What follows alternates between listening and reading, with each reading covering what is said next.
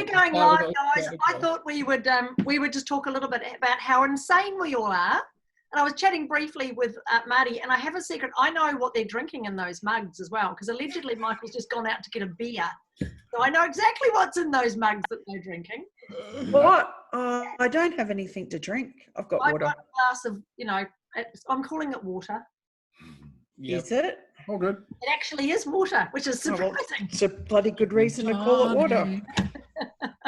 So guys, everyone who's watching, and I don't know if anyone is watching, but we're going to share this with a couple of our social. We're live. We are live. Yeah, we're on. We're on. I'm so professional. I'm sitting there mucking around with my hair.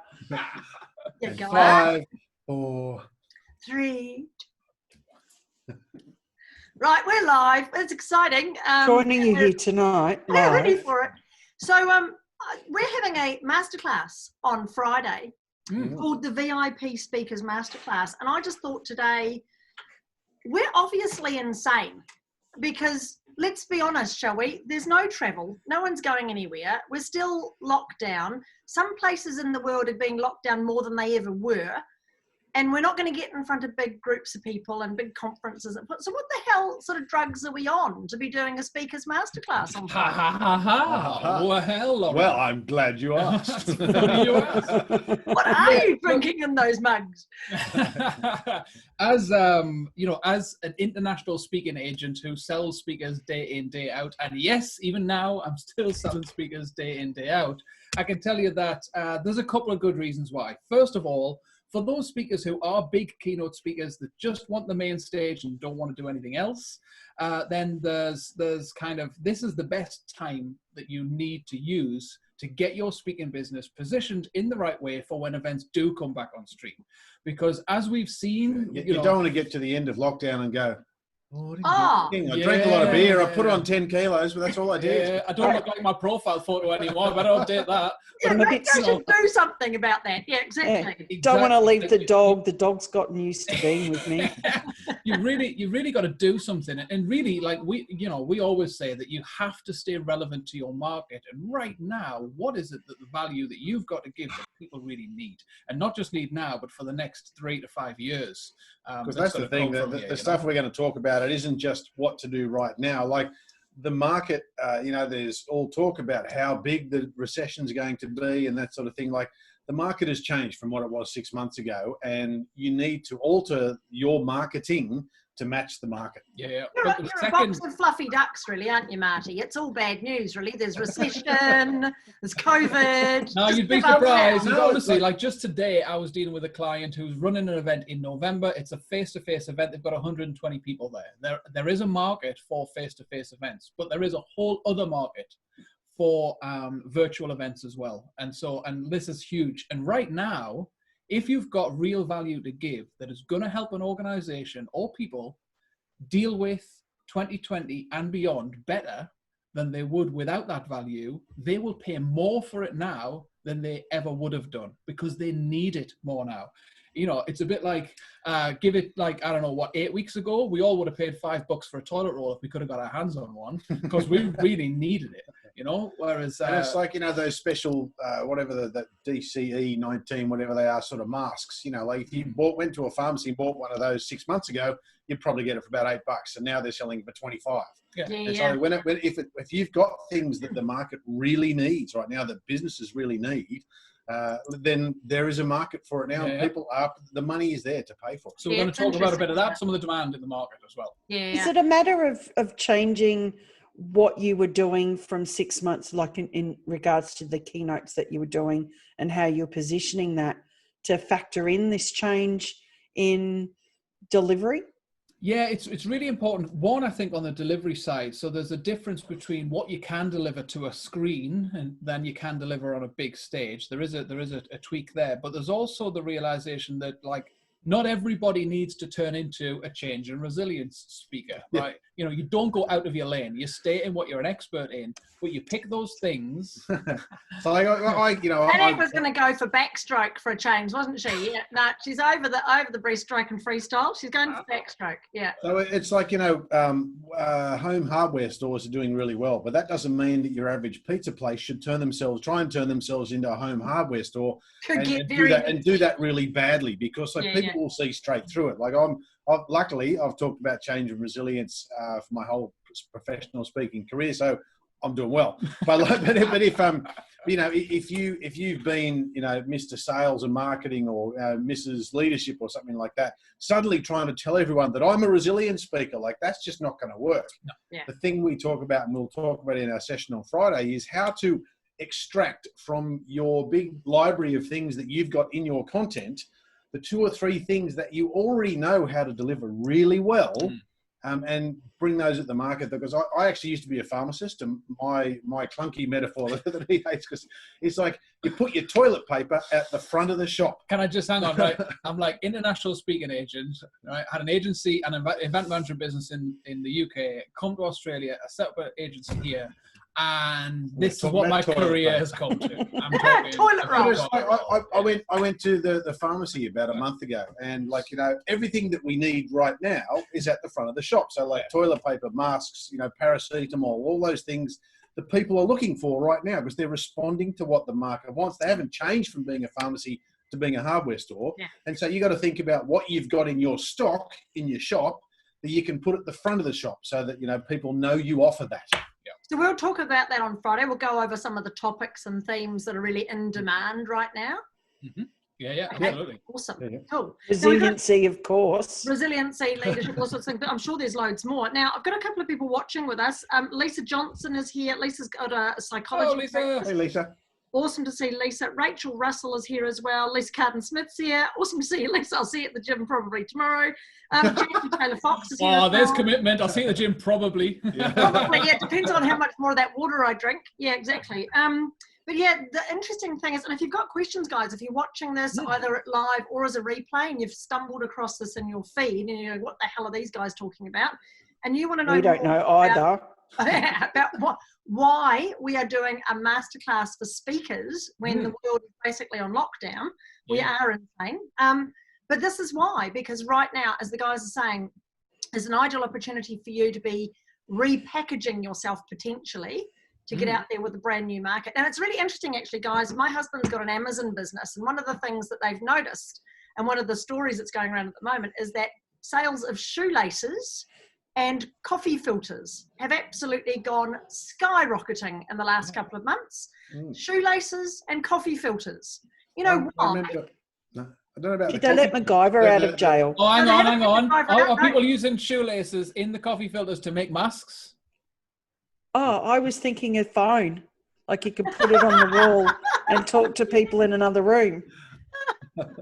Oh, look, there's some thinking outside the box for you. He trusts a PR person to think like that. And there's even like, I remember in the GFC, I read an article that sales of things like Magnums and little ice creams and like lipsticks and things like that, like literal treats for people, because really went through the roof. And we had someone who did our Speaker Business Accelerator who runs a home order cheese business, and that's gone through the roof. All these gourmet cheeses are being shipped out because people are saying that, well, I can't go to dinner anymore, so damn it, I'm going to have a nice night at home. I don't mind paying $80 for a cheese night because and it's exactly the same thing with your speaker business. Have a think about what the market is really looking for right now and accentuate that. But there's also those that those people who have maybe done a bit of speaking in the past. They're a consultant or they're a trainer or they maybe a coach themselves, and they've always thought that speaking could be something that could help either position them really well or be a funnel for their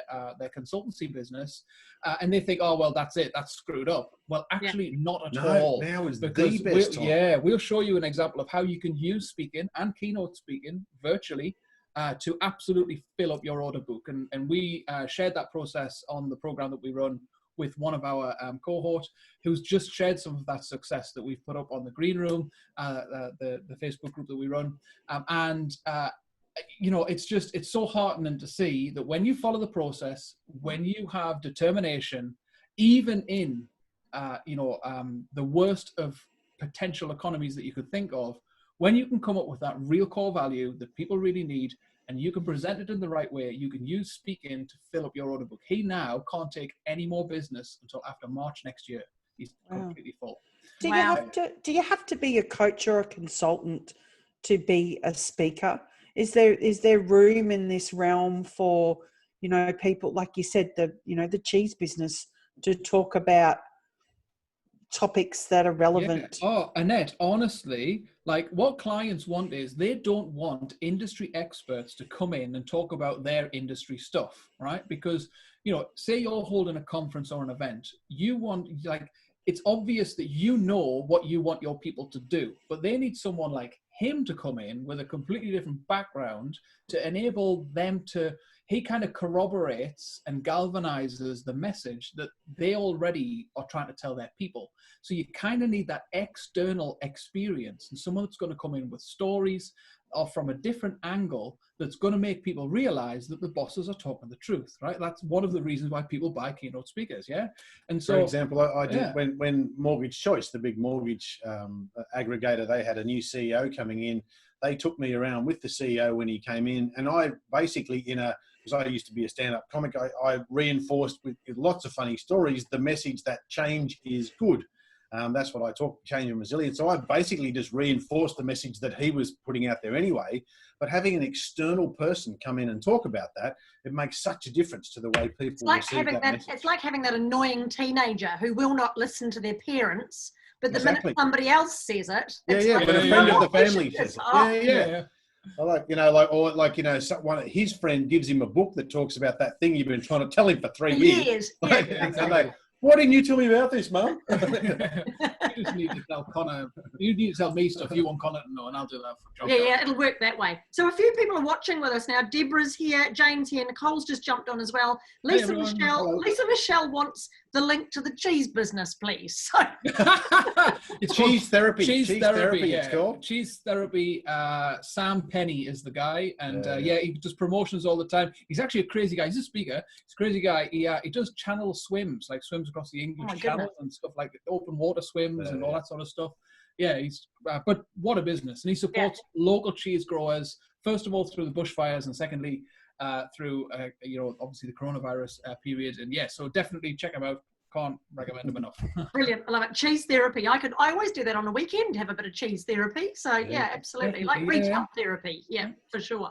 So guys, what are you seeing right now that speakers are doing that's completely wrong, that you would be going, look, you just need to stop that because it's ruining the industry? I mean, one of the things in terms of, you were talking before, Annette, about presentation, there's one of the things we strongly encourage people to not do is just try and do your regular keynote down a Zoom lens, just try and get up there, and you see them trying to do the big thing, and I'm doing this, and I'm pretending I'm on stage. It's the two things, the way I position it when I'm doing sort of virtual keynotes now, it's much more like a fireside chat like this, where I'm probably about 20% more animated than I normally am right now. Like, I'll be a little bit big, a little bit boisterous and everything, but you don't. You sort of like yourself after 3 beers at a party. Yourself after 3 beers at a party or something like that is sort of the limit of. Remember when we've talked before? You want to see him on a keynote stage, honestly. Yeah, it's the difference between you see actors acting on film compared to acting on stage. You go and see actors acting in a musical, and it's I'm surprised. Whereas like on film, it's just like it's a little bit more intimate. It is. And also there's a slight difference as well in the demand of what the market wants too. So the first angle is we don't necessarily want the keynote speech that just gives us inspiration, right? Which is sometimes all we want when we're booking you to do a session in a main stage for a conference, an in-person conference. Those ones that we've all seen, like person who's on last on day 3, who sends everybody off on a high, and they've got a story of survival, everything. There is a bit of that. There is still, we still want people uplifted, but we really want to know what the ROI is going to be, because if we're spending money right now, and remember that's what we're talking about here, making money from speaking. If we're spending money right now, we really need to know what our return on investment is going to be for us. And so what are our people going to do differently? from this? What takeaways are they going to get? What practical things can they do that, yes, might help them, but will also help their bottom line? So we'll teach you on Friday about how to extract what you've got from your content you've already got to answer that need for the market, and how to express it in a way that the market can see really clearly. That's some value. This is what we've got, and that's going to make us or save us money. That ROI. Yeah, absolutely. Value proposition. It's so important. Now, Danielle and Katrina have joined us as well. Lisa's just asked the question, do you think PowerPoint presentations still have a place? PowerPoint. Wow. Right. How long we got? That's a big question. I just think we say no to that. No, like there's a whole thing about presentation, and it really does depend on what you do, because PowerPoint presentations are different to PowerPoint presentations. If you're using PowerPoint presentations that have got bullet points in them, I'm going to take them and I'm going to shoot you with them, right? Like that is it. If I ever go to a keynote talk and someone uses bullet points in a keynote presentation, that's it. Like, you don't put your script up on the screen. You're supposed to be telling the story. You're supposed to be getting.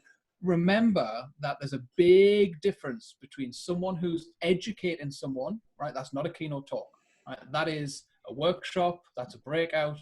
That's not what we're talking about here. If you want to be the keynote speaker, the one that's going to get paid the $10, the $12, the $15, the $20,000 per keynote talk, which is easily achievable.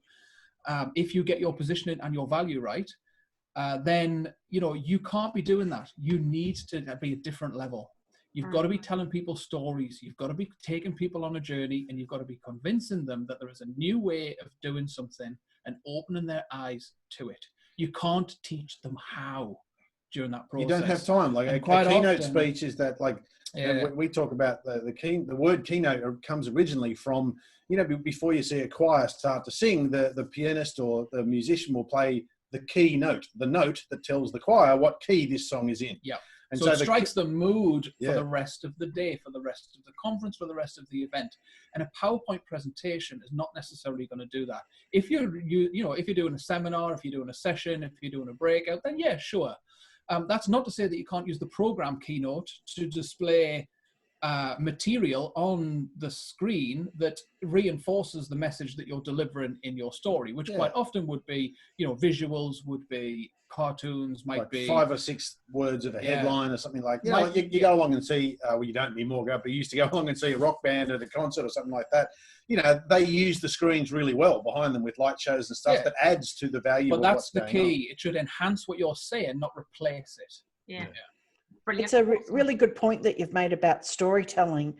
And I think sometimes people get like, I've got to stand there and tell a story. Yeah.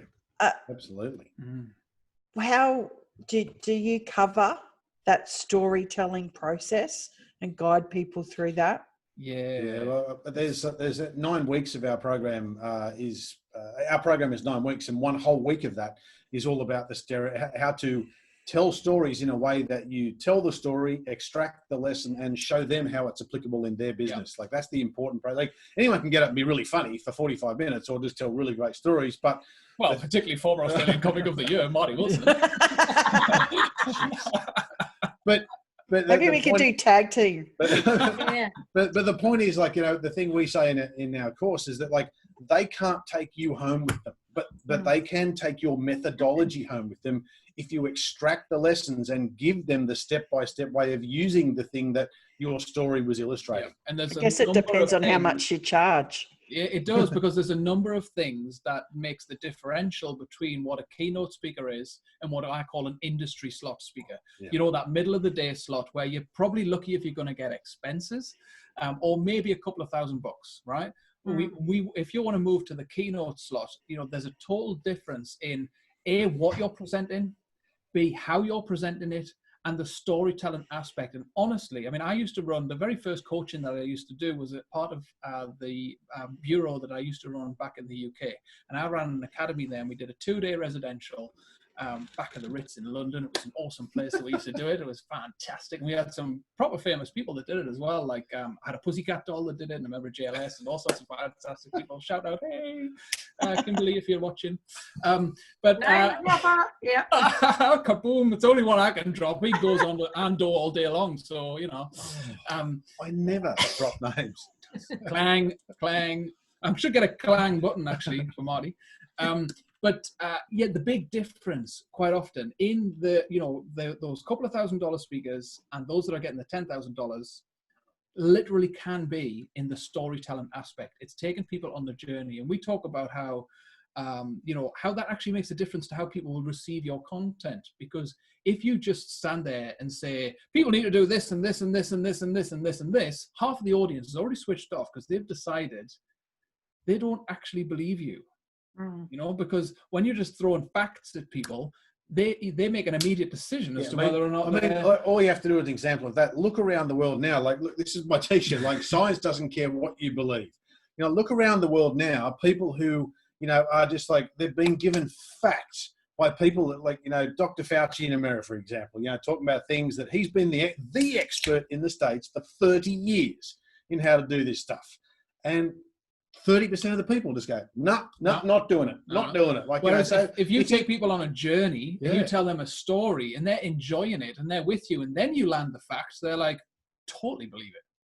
And that's how people like Donald Trump and all the politicians that are questionable do exactly what they do, because they tell people a story, they take people on a journey. They're entertaining. Yeah, and they do it in a way that they see themselves, like they see their story in your story. That's the key to it, so that they start to believe the advice you're giving them based on the stories you've just told. Yeah. And it follows on, Lauren, with a lot of work that you do with people. You've got your story for yourself and your business as well, and that's got to be congruent with everything that you do, hasn't it? Yeah. Absolutely. Otherwise, you get that real jarring that you don't appear to be the person that I thought I knew. Now your credibility's out the window. Yeah, that whole fake it till you make it. No, exactly. Let's not do that, shall we? So, guys, I'm not going to hang around too much longer, because I know it's 7:20 in the evening that we're recording this live, and loads of people joining us. Selena's here as well. Jane's saying she loves this. Tracy May Horton's jumped on as well. So awesome to see everybody here. But we want to just make sure that everybody knows that there's a reason why we're doing this. So that's why we did tonight. So this Friday, the 24th of July at noon, midday for Australian time. I'm not quite sure whether it is in the rest of the planet, but you can catch up with us. It'll be recorded. The VIP Speakers Masterclass. I will put a link in underneath this live, so you've got it there. But if you go to any of our Facebook pages, the Audacious Agency, or our website, you'll find it all there. And make sure you register. Totally free, guys, to tap into the knowledge that Michael and Marty want to share with us around why you should be really thinking differently about the way you position yourself as a speaker.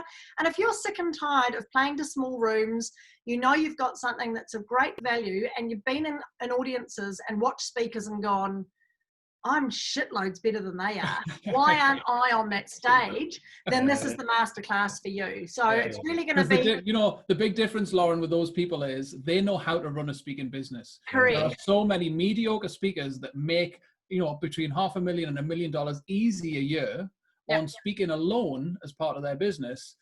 And they're fairly mediocre speakers, but they absolutely know how to run a speaking business. My first gig was in front of a room full of speakers, and I'd been doing stand-up for 8 years. And I really? Yeah. I actually got a standing ovation from a room full of speakers, and I thought, oh, here we go, I'm a speaker. Because I'd come from the stand-up world where if you're really funny, you get lots of work. And then 4 years later, I'd done less than 10 gigs, and I was 150 grand in debt.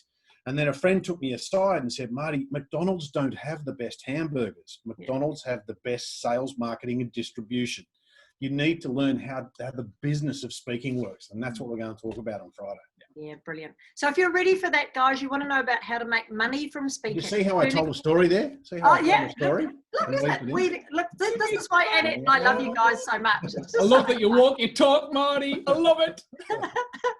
And he didn't even drop a name when he did that. So it's like really surprising. So that's what we're doing on Friday, guys. Make sure you register. It's totally free. A masterclass with these guys, really pulling back the curtain on the speaking business. This isn't about confidence to be a good speaker or how to tell jokes on stage, which I'm sure Marty and Annette would be more than happy to talk about. This is about how do you make money as a speaker? How do you start your own speaking business as part of your business? And right now as well. Yeah, while everything's shut and closed and nobody's going anywhere, honestly, we are insane. This is the time to do it. Brilliant. So I've got the link down there, guys. I'll put it in the post. Tracy's here as well. Tracy's always said that about Macca's. Sounds awesome. Glenn Burrell's here as well. I'll see you tomorrow afternoon sailing, Glenn, I'm sure. So lots of stuff going on, but thanks everyone for joining us. Thank you guys for joining us this evening. Our pleasure. And we really can't wait for Friday. It's just going to be such an awesome masterclass, a lot of fun, but a lot of great value that people can just grab and use. And obviously the opportunity to talk more about Marty and Michael's program as well with the Speaker Business. But this won't be one of those like pitch fest for 45 minutes. There's no steak knives with this one. Yeah, no. Content you can use. I'm not coming. Yeah. I'm not coming. If there's no steak knives, I'm not coming. Bales of towels, got some bales of towels as well, just in case, Unless you tell a story about the knives, then I'll come. Exactly. Brilliant. Thanks, guys. It's been super. I'm really looking forward to Friday. Yeah, Brilliant. It's going to be awesome because I think a lot of people out there are looking and going, I've got great value to give. Why not me? Yeah. Yeah. No, and do you know what it is, Annette? It's like on the other side, this is where there's a gaping chasm, because I'm on the other side working with clients who've got pit of their stomach stress because they don't know how to solve the problems that the people that are on the other side of this camera have got the solutions to. So you've got people that are reticent to show their value, and you've got people that are just don't know where to get it from. And you've really got to bring that together because people need the help that you guys have got. Yeah, brilliant. Love it. We say that all the time to people. You've got the most amazing gifts and talents that the world needs. You need to get out there and shine. You need to talk about it and get on stage. So very, very cool. Awesome. Thanks, everybody. It's been awesome to see you all. And we will see everyone on Friday at the masterclass. Thank you, guys. Cheers, everyone. Speak soon. See you Friday. Bye. Bye.